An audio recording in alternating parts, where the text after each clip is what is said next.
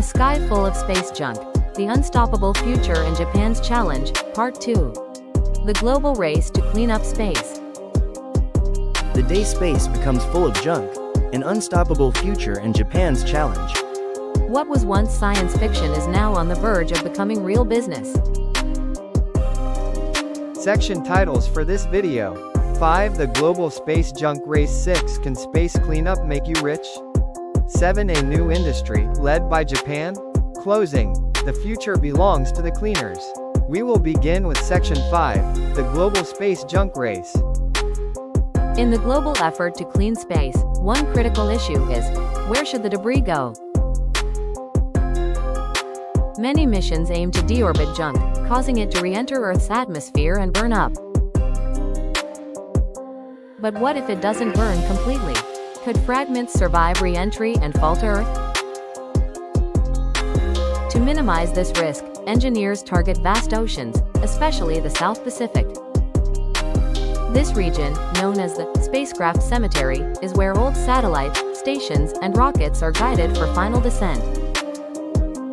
Re-entry planning involves precision timing, attitude control, and multiple burns to ensure that objects hit the ocean, not land.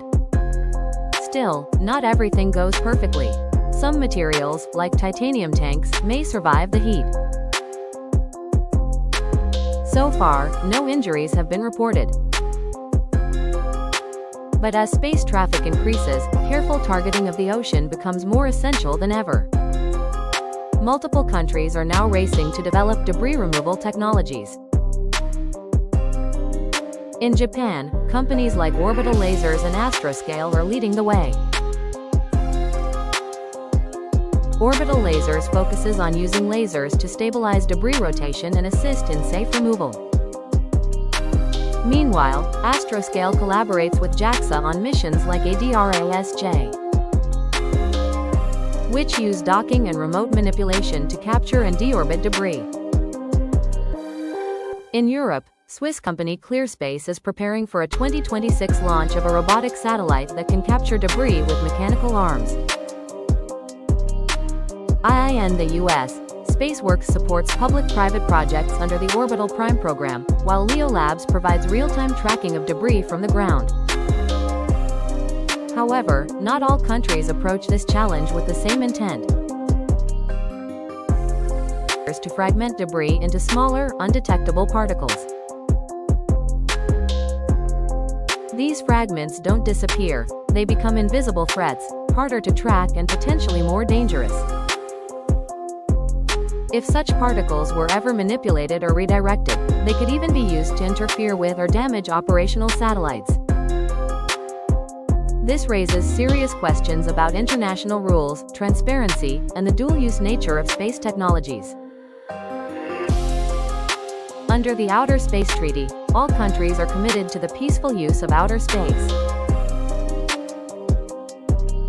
However, there is no clear international provision prohibiting laser experiments or debris destruction in space. As such, there is currently no legal foundation to impose sanctions solely on the basis of such activity. In addition, Western powers such as the United States and Russia have also historically conducted research and limited demonstrations of laser and anti-satellite technologies. This complicates the diplomatic landscape and makes it difficult to single out any one country, including China, for condemnation. That said, the concern is rising. The U.S. Department of Defense and the European Space Agency have both expressed growing unease over so-called soft kill technologies, such as laser blinding or orbital debris dispersion, that could be weaponized. These developments are increasingly described in defense policy as strategic threats. Strangely, no official protests have been made against these developments. Since they're labeled as scientific, they evade international scrutiny.